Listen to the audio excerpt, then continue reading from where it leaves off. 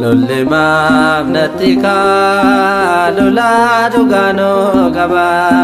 harkasa na wajjini dinniko mabdadaba dubbado sagaleke dinniko afajao kennake namalado galanni sibatao Lulima natika lula dugano kaba harkasa na wajjini dinniko mabdadaba dubbado sagaleke dinniko afajao kennake namalado galanni sibatao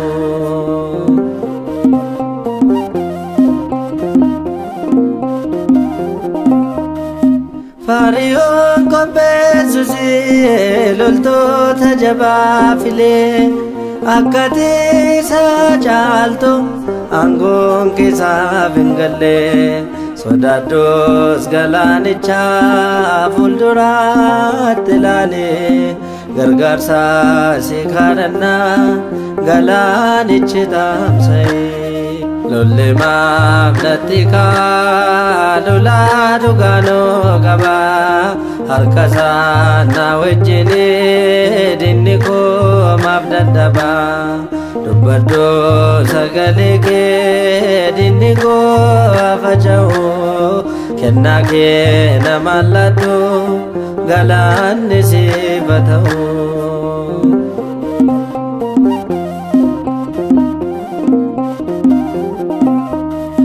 Duko murte sane siadan wale galane ya iti nabasane chubam tu da jirane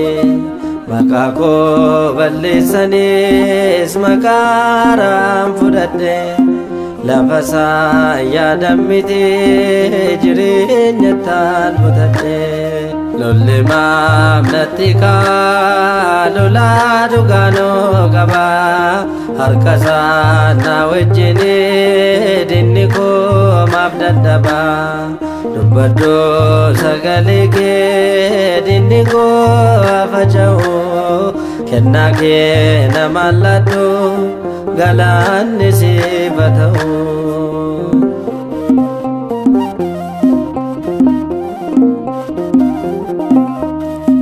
Beka chaliste male kesa donicha jirta sagale duaf duve jirenyatti jijjirta immamo sinamana amante ko tirrate jirache sako jirta galanni si bakate Lulima natika lula dugano kaba harkasa na wajjini dinniko mabdadaba dubbado sagaleke dinniko afajao kennake namalado galanni sibatao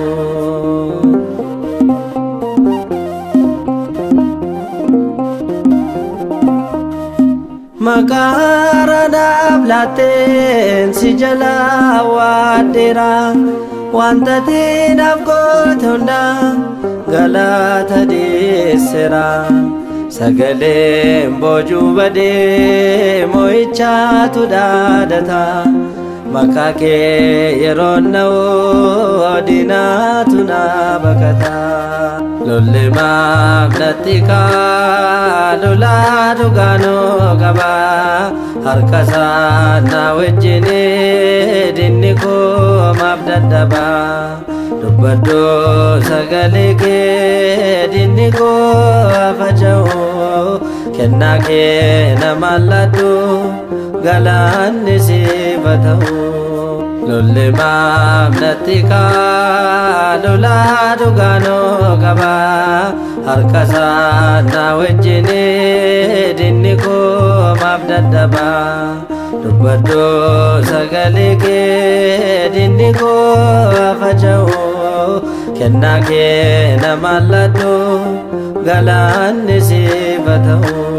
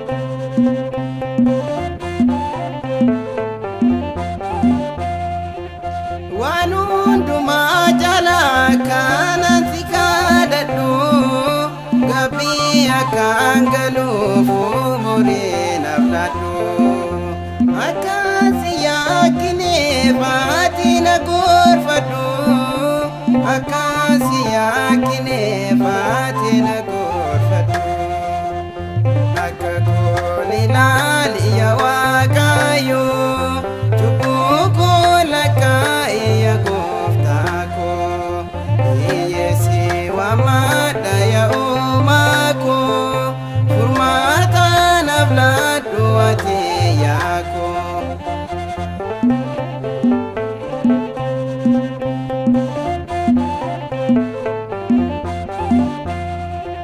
Wanundumaa jala kanan si kadhadhu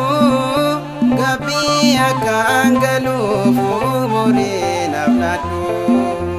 akkaan si yaakkineef ati na gorfadhu akkaan si yaakkineef ati na gorfadhu akka kun ilaali yaa Waaqayyo cubbuu koo lakkaa'e yaa Gooftaa koo hiyyeessi waamadha yaa Uumaa koo furmaata naaf laadhu ati yaa koo yaa akka kun ilaali yaa Waaqayyo cubbuu koo lakkaa'e yaa Gooftaa koo